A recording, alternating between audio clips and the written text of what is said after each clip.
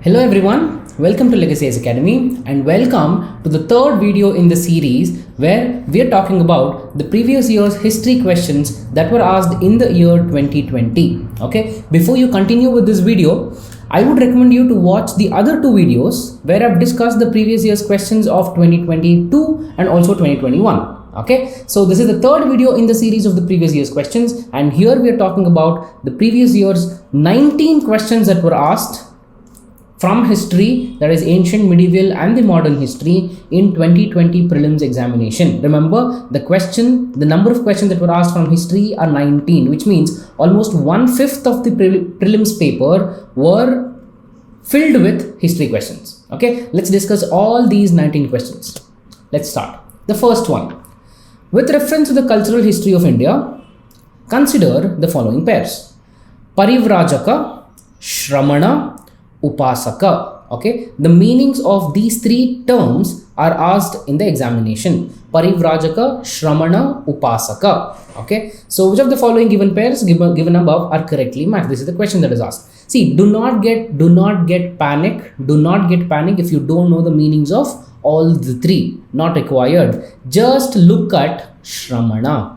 Just look at this one word, that is Shramana. Okay, before you even start reading this meaning, I'll give you the meaning of Shramana,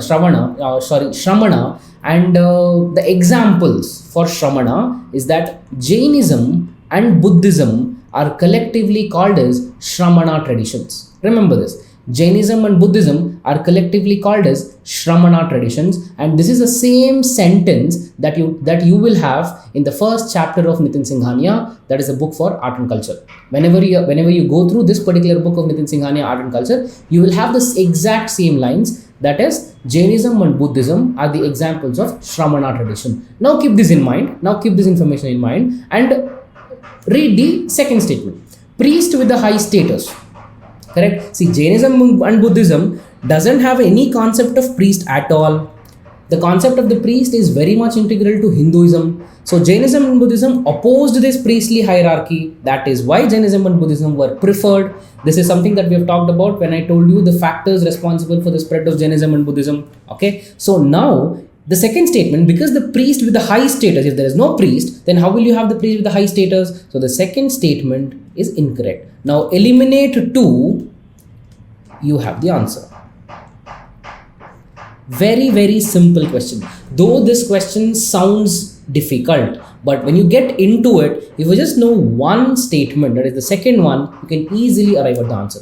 This is why I always tell you, do not be of the opinion, don't be of the opinion that if you don't know all the three, you can't answer the question. Not at all. Okay. So if you can just eliminate one wrong option, and UPSC will always, most of the time UPSC will form the options like this. Okay. Second one, with reference to the cultural history of India, again, which one of the following is the correct description of the term paramitas? Okay, I would consider this to be a difficult one because paramita is not a very familiar term when we talk about Buddhism. Not a familiar term. Okay, you will not find this term in the Poonam Dalal Dahiya or also in the NCERT. But this term is important.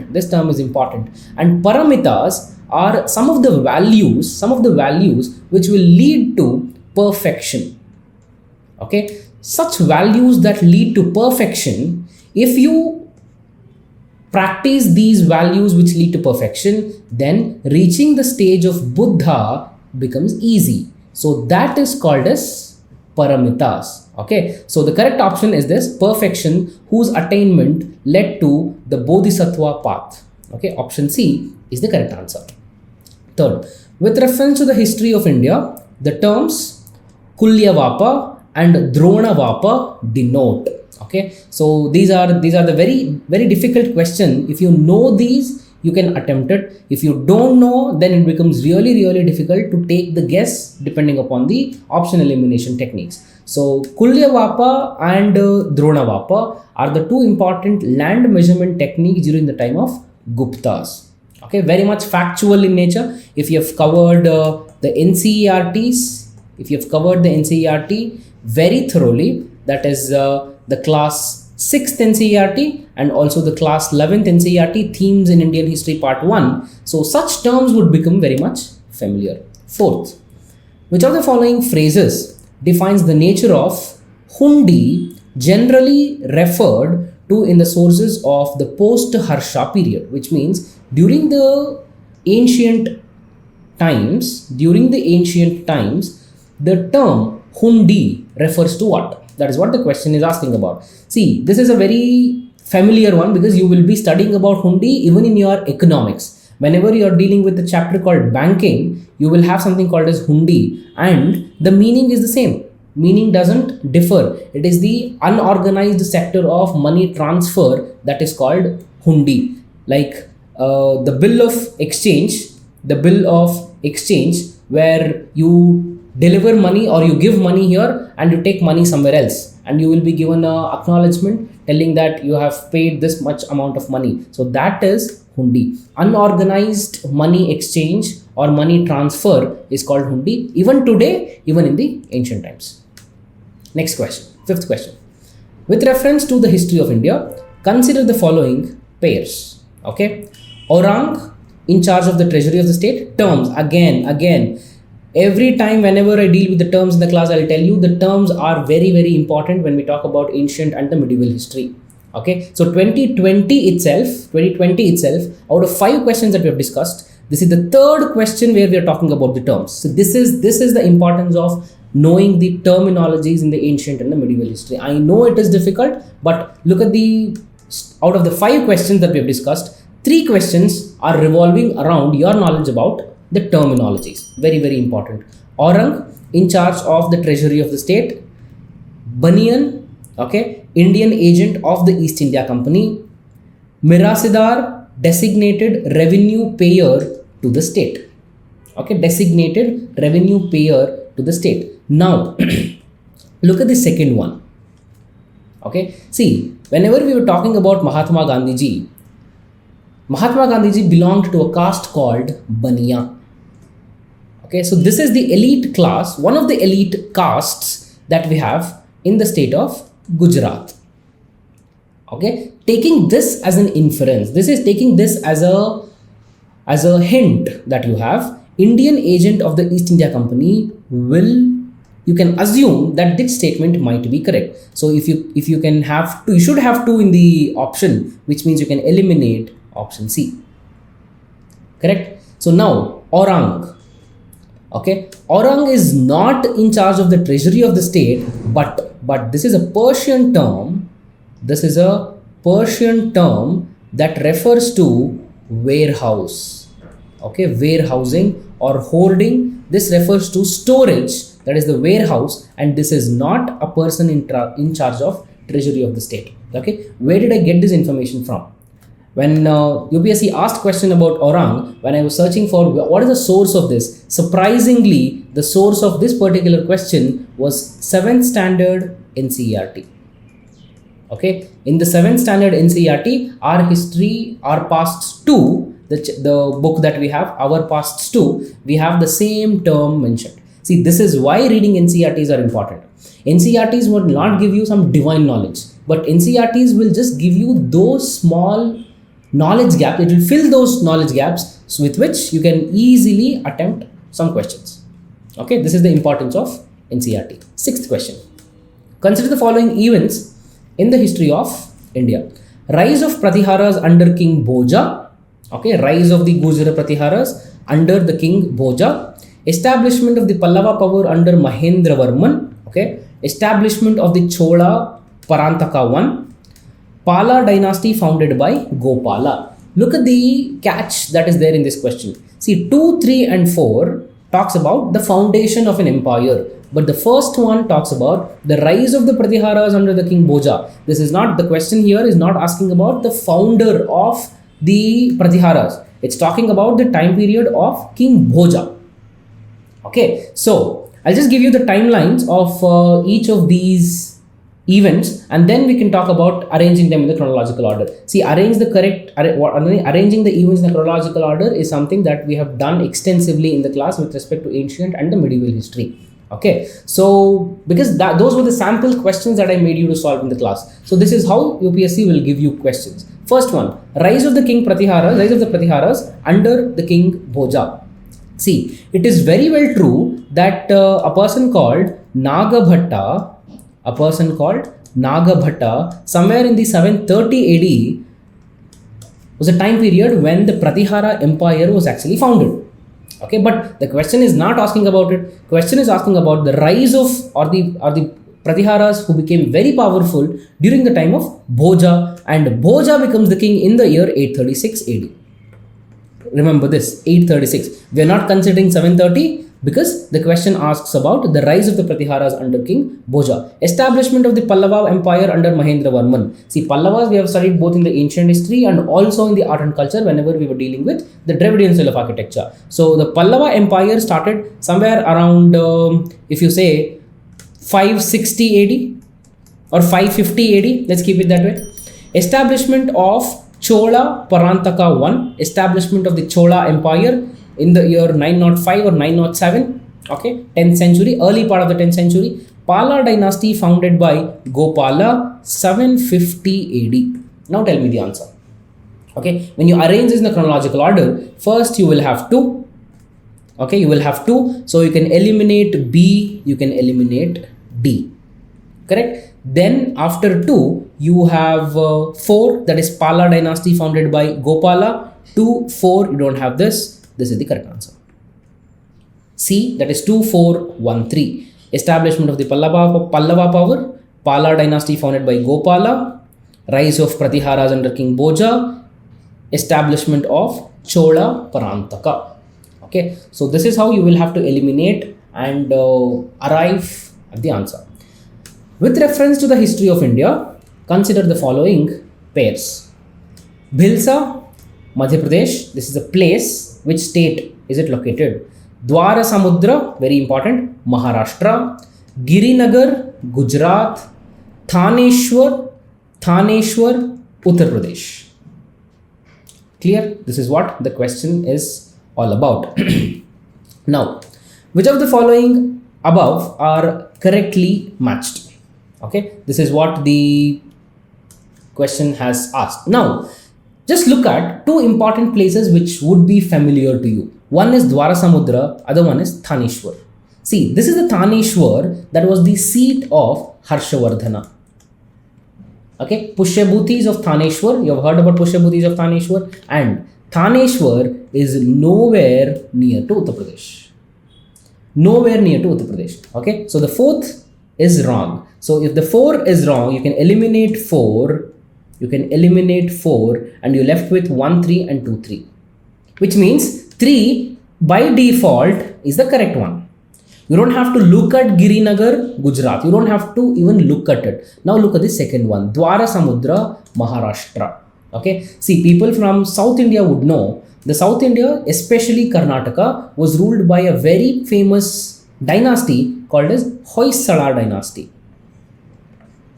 Okay, the capital of the Hoysala dynasty was Dwara Samudra. Okay, and the present name of Dwara Samudra is Halebeedu or Halebid. Now tell me, is it in Maharashtra? No, it is in Karnataka. Okay, Dwara Samudra or Halebeedu, Beluru, Halebeedu, Somnathpura that we talk about, it is in Karnataka, which means second is a wrong statement and the answer is 1, 3.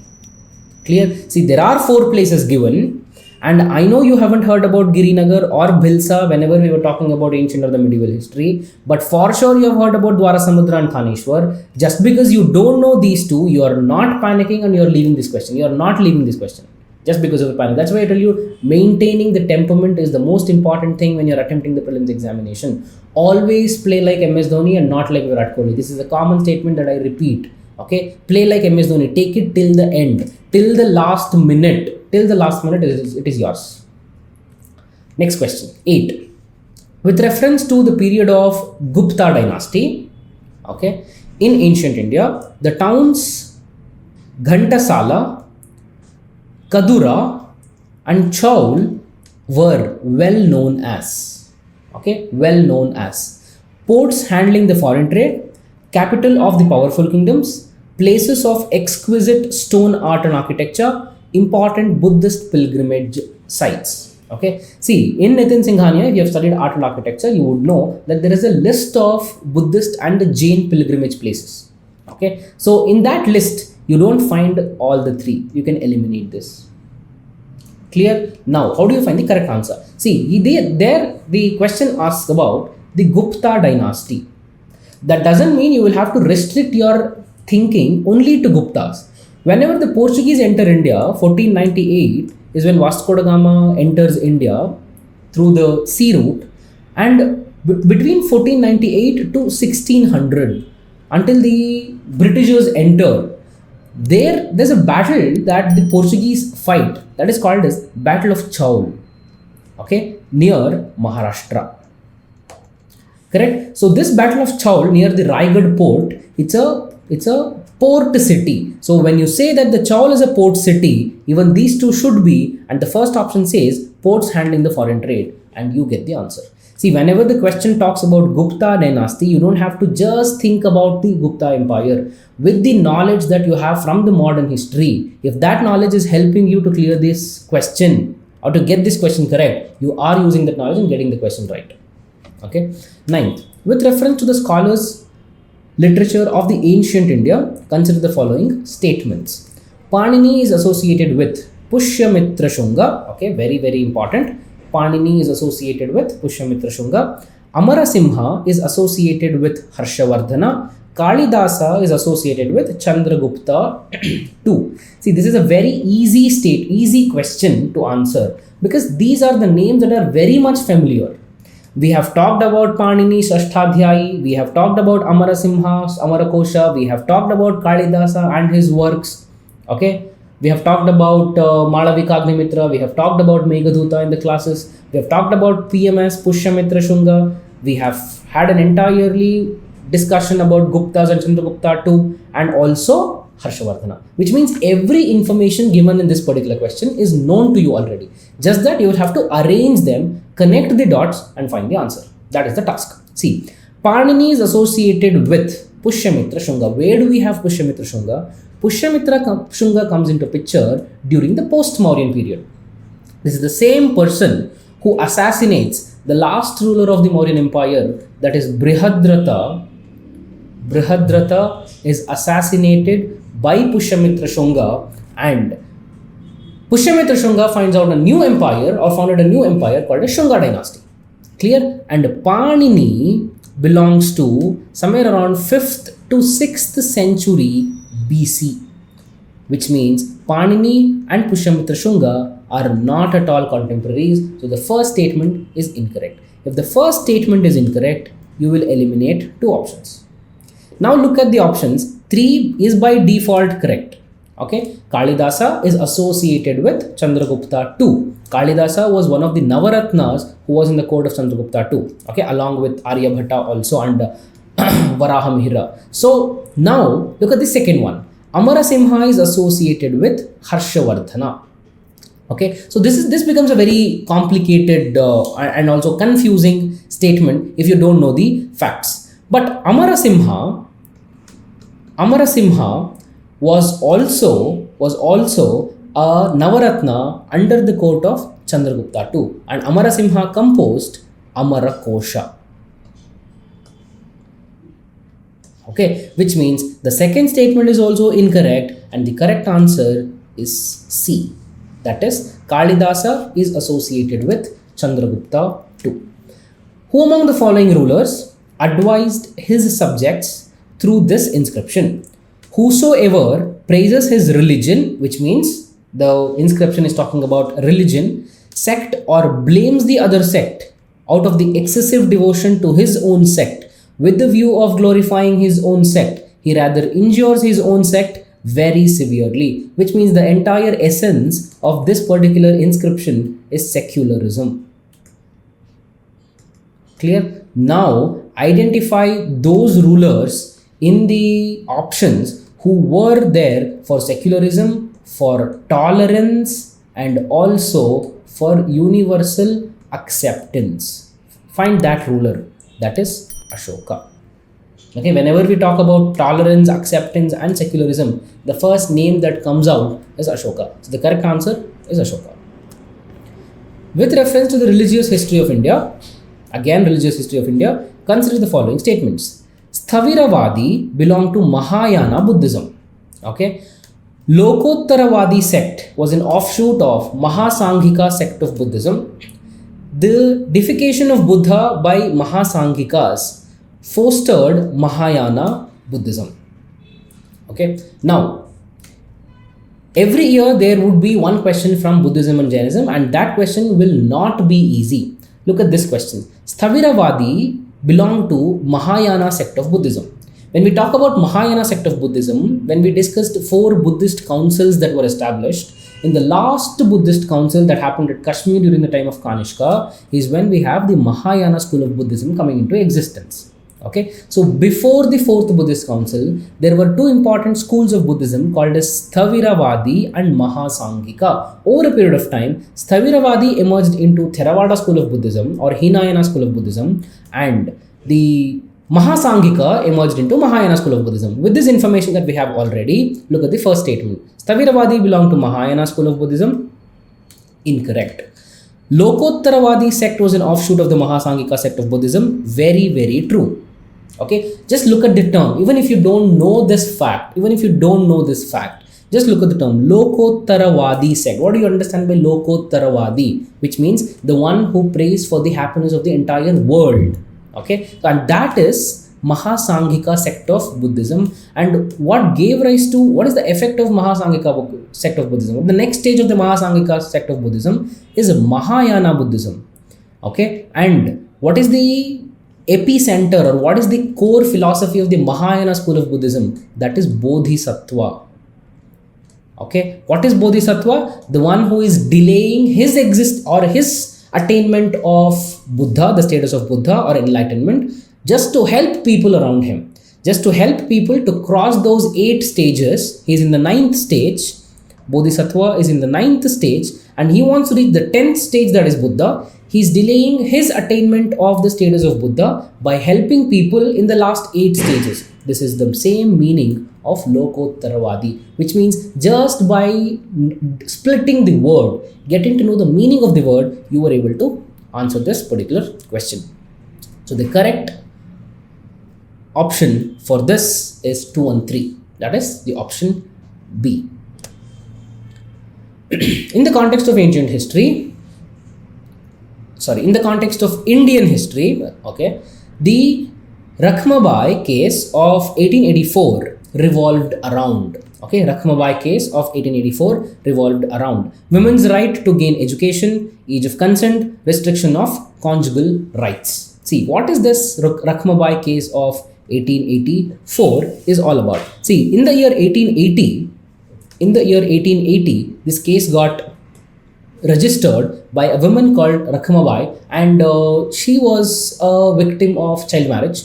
And over a period of time, her husband was involved in adultery, and he did not want to break the marriage, but at the same time he wanted to have an illegal affair with one more woman. And this is when Rakhmabai lodged a complaint and she was thrown out of the house. And this is when she lodged a complaint telling that because the women are not allowed to get educated, she's facing all this problem.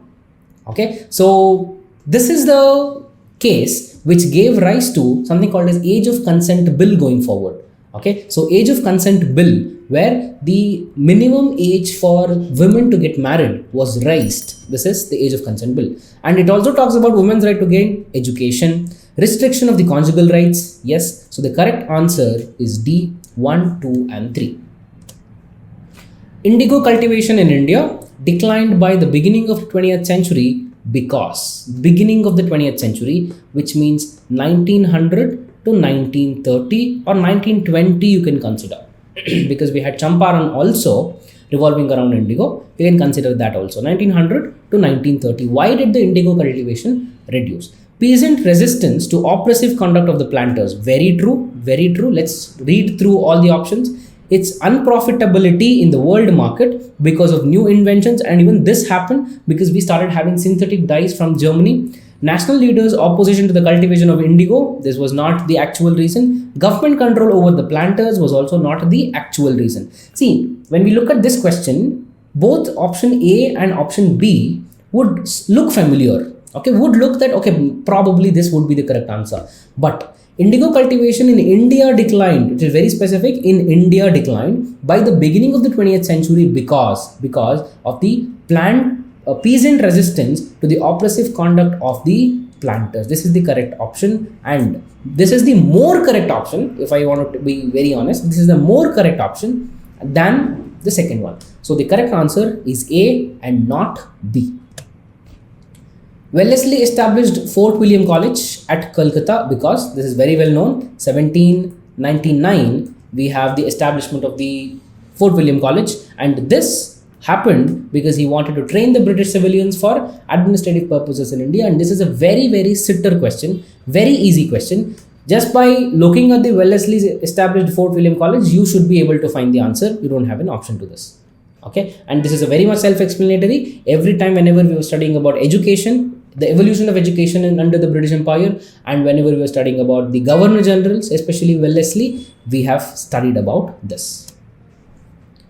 With reference to the history of India, Ulgulan or the Great Tumult is description of which of the following revolts? This question was asked, to be very specific, this question was asked because one person was in news, and that was Birsa Munda. Okay, so Birsa Munda was in news, and he was responsible for something called as Munda Rebellion, that is a tribal revolt. So this is the reason why the Ulgulan was in news, and this was in news and the question was asked. So the correct option is Birsa Munda's revolt of 1899 to 1900. One common agreement between Gandhism and Marxism is, okay, what is the commonality or similarity between Gandhism and Marxism? First one, the final goal of the stateless society, very true. Class struggle, see, Mahatma Gandhi never talked about class struggle, no. Abolition of private property, Mahatma Gandhi did not talk about this. Economic determinism, not at all. So the correct option is the A, that is the final goal of stateless society.